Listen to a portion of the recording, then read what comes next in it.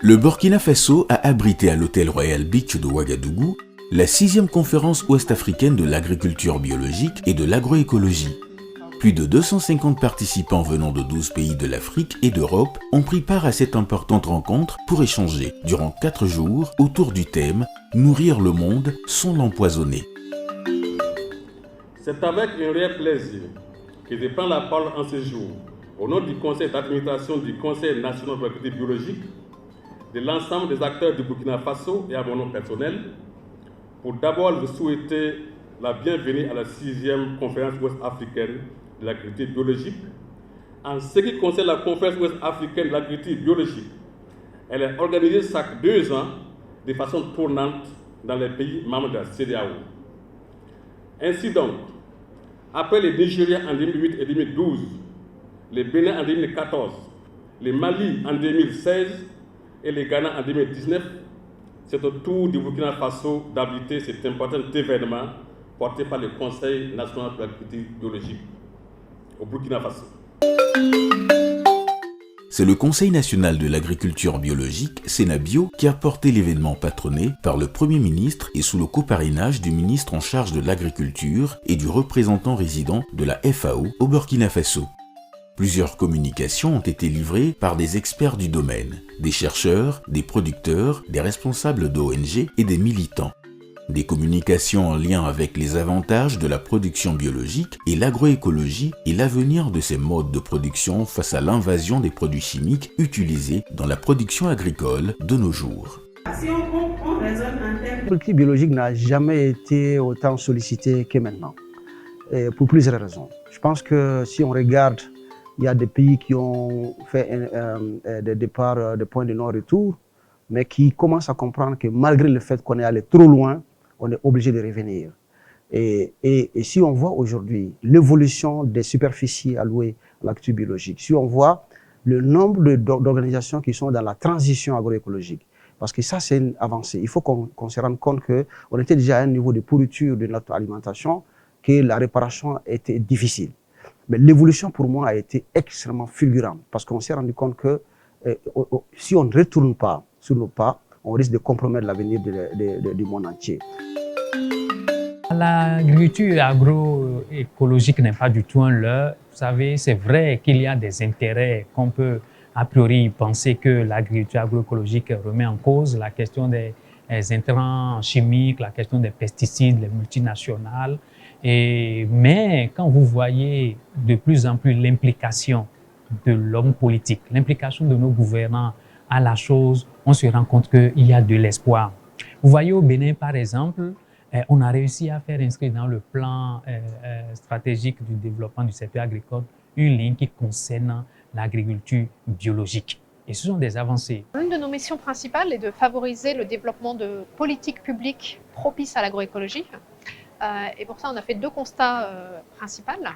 Le premier, c'est qu'on a besoin de mettre les différents acteurs autour de la table pour qu'il y ait vraiment des politiques qui soient inclusives et qui intègrent le point de vue des différents acteurs. Donc on soutient des actions qui vont dans ce sens d'une concertation des acteurs, de discussions collectives, de solutions qui puissent être ensuite amenées aux politiques publiques. Le deuxième constat, c'est qu'il y a un certain nombre de gouvernements à l'heure actuelle qui commencent à être favorables à l'agroécologie. Mais ces acteurs politiques sont relativement encore isolés et il y a vraiment un besoin d'échange d'expériences. L'une des innovations de cette 6e conférence, c'est la retransmission en direct des activités depuis la salle de conférence. Des milliers d'internautes ont pu suivre la conférence en virtuel et certains ont même intervenu en direct lors des différentes communications. La question de la certification des produits biologiques dans plusieurs pays ouest-africains a été abordée lors des échanges. Comment fonctionne le label Bio-SPG ? Comment mutualiser les forces et en faire un label sous-régional et même africain? Il y en a plusieurs initiatives SPG en Afrique de l'Ouest. Il y en a des pays qui ont même plusieurs au sein de leur pays. C'est aussi dû au caractère. Les SPG peuvent être très locaux, ça peut avoir une portée nationale, comme celui du Sénabio ou celui de la FENAP. Maintenant, ces initiatives SPG, il faut qu'elles travaillent ensemble. Bien sûr que c'est beaucoup pour le développement du marché local, l'accès aux produits biologiques pour le consommateur dans un pays. Mais cela n'exclut pas que certains produits qui sont peut-être mieux produits dans un pays que dans un autre puissent pas traverser la frontière sous un label. Donc, il faudra que les différentes initiatives SPG regardent quelle est la collaboration possible en Afrique de l'Ouest. Il y a un travail très important à faire, mais c'est le fait de ne pas brûler les étapes que cette liberté de certification nationale a été donnée aux uns aux autres. Parce qu'on sait que le système alimentaire a un lien fort avec la culture, que pour intégrer les dimensions en lien avec la culture, qu'on doit laisser les États d'abord faire leurs propres référentiels. Alors quand les États font leurs propres référentiels, on n'a pas le choix pour notre région, on doit l'intégrer.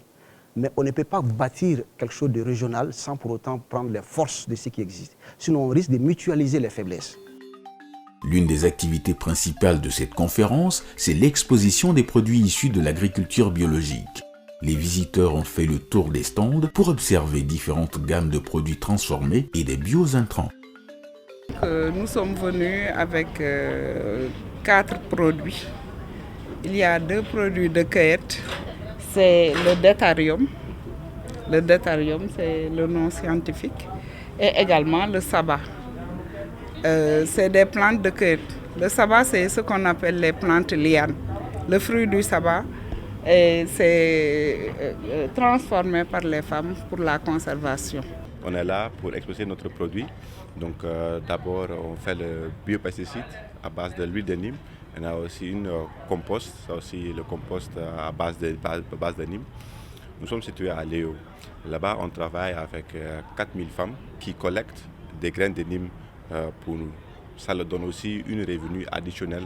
Je pense qu'on peut produire sans faire recours aux produits chimiques. Parce que les produits chimiques demandent beaucoup plus de fonds que les producteurs n'ont pas. Alors qu'avec ce que nous vulgarisons, ce sont donc certains produits faits à base des produits locaux, accessibles un peu partout. Donc du coup, on n'a pas besoin de dépenser une somme colossale pour avoir ces produits. Donc du coup, ça réduit le coût de la production. Les participants à cette conférence, lors des sorties terrain, ont pu découvrir plusieurs initiatives de producteurs bio au Burkina Faso. De la production à la transformation, les visiteurs étrangers ont apprécié l'effort d'une dizaine d'acteurs burkinabés engagés pour une production responsable. Cette rencontre des acteurs du bio a été également le lieu pour le professeur Bonzi et son équipe d'inaugurer la bioraffinerie mise en place pour booster la production maraîchère à travers la production de bio-intrants efficaces. Nous avons programmé donc cette inauguration virtuelle de cette bioraffinerie qui marche depuis 1 an. On a mis au point pendant 1 an et donc qui fonctionne actuellement. Et comme les acteurs même sont là sur place avec les difficultés de déplacement, nous avons voulu donc le faire virtuel. Donc ce projet est un projet en fait qui essaie de répondre à un des besoins même de l'agriculture biologique, c'est la mise à disposition des bio-intrants. Sans bio-intrants, il n'y a pas d'agriculture biologique. Donc c'est un souci, les producteurs essaient quand même de faire certaines préparations bien connues qu'ils utilisent, mais aujourd'hui la mise en échelle demande quand même des quantités plus importantes. Quand on dit quantité plus importante, on risque donc d'aller exploiter des biomasses et créer d'autres problèmes sur la biodiversité, etc. Donc ce projet est un projet en fait qui essaie d'analyser quels sont les types de biomasse qu'on peut utiliser, efficaces, et puis proposer des technologies durables. La conférence ouest-africaine de l'agriculture biologique est une initiative du réseau ouest-africain de l'agriculture biologique. Cette 6e édition s'est tenue dans un contexte difficile marqué par la pandémie de Covid-19 et l'insécurité. Mais le comité d'organisation se dit tout de même satisfait des résultats de cette rencontre. So my take on the conference, it's very, very good. It's well organized and well coordinated, and I want to congratulate the government and the people of Burkina Faso, the ministry, the Minister of Agriculture, the Minister of Environment, the local organizing committees, Sinabio, and all Burkinabes who have made this conference possible, and also the regional planning committee who work together tirelessly for a successful conference.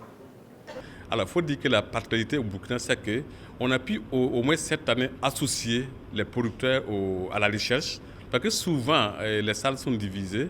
On ne sait pas ce que les chercheurs expriment comme réalité.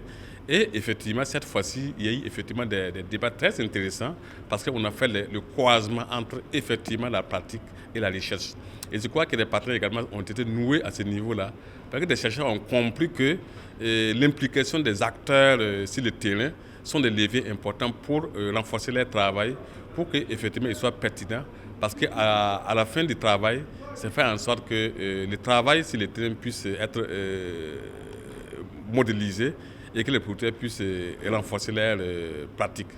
Alors également, il faut aussi féliciter aussi la visite terrain que nous avons vue. Oui, on a eu près de 3 directions au Ouaga où les participants ont eu l'opportunité de voir concrètement comment des producteurs qui travaillent dans le conventionnel sont arrivés à adopter un processus de transition agroécologique et arrivent à démontrer que c'est une pratique qui porte des résultats.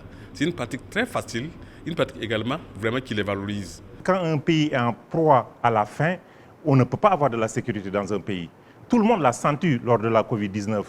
Quand les frontières étaient bloquées, que la nourriture ne venait plus, on a vu le mouvement qui s'est passé. Donc tout le monde l'a senti dans sa chair. Aujourd'hui, aucune autorité africaine ne peut dire que je ne savais pas. Donc on est obligé de changer. C'est juste d'écouter le cri de cœur qui est poussé par la population, les jeunes, etc. Donc il est absolument important que les Africains participent à ce mouvement-là et qu'ils comprennent que l'avenir de l'Afrique, c'est ça. À travers l'agroécologie et l'agriculture biologique, on peut nourrir beaucoup plus de personnes sainement, de façon plus durable et entraîner dans tout cela beaucoup d'emplois et surtout des emplois de jeunes. Parce que la jeunesse aujourd'hui est impatiente. Il faut prendre ça en compte. On ne peut pas jouer avec ça. Plusieurs recommandations ont été faites à l'endroit des décideurs politiques et des acteurs pour plus d'engagement dans la lutte pour une production saine et respectueuse de l'environnement et de la santé du consommateur. La 7e édition est prévue pour 2023 et le pays qui va l'accueillir sera désigné lors de l'Assemblée générale de l'organisation.